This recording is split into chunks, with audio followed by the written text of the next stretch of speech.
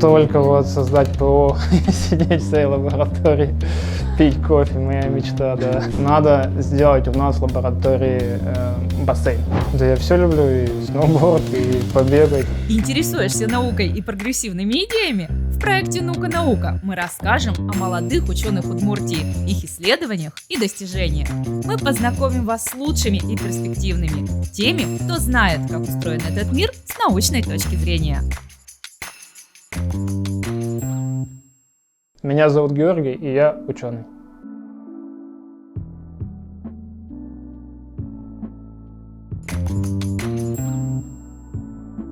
Было интересно что-то попробовать, помимо учебных, помимо, скажем, в моем случае каких-то IT направления, а IT приложить куда-то к какому-то естественно-научному предмету. В данном случае это получилась физика, немного математики.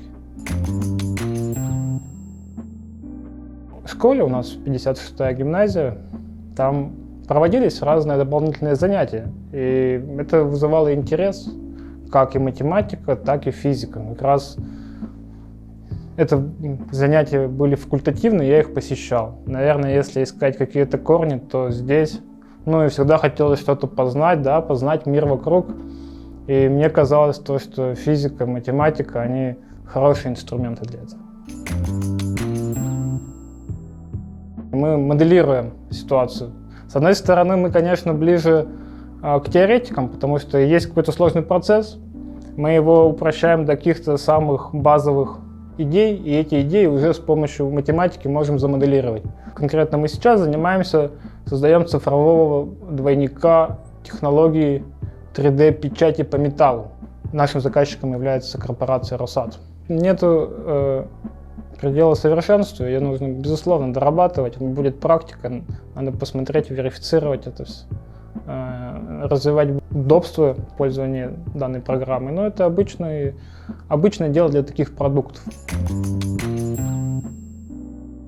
Только вот создать ПО, сидеть в своей лаборатории, пить кофе, моя мечта, да. Надо сделать у нас в лаборатории бассейн.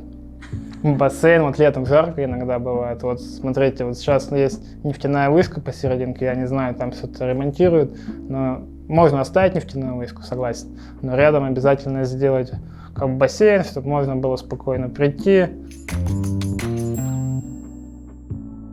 Да я все люблю, и сноуборд, и побегать, и выйти на турниках позаниматься, какие-то силовые упражнения. Все в этих рамках интересно.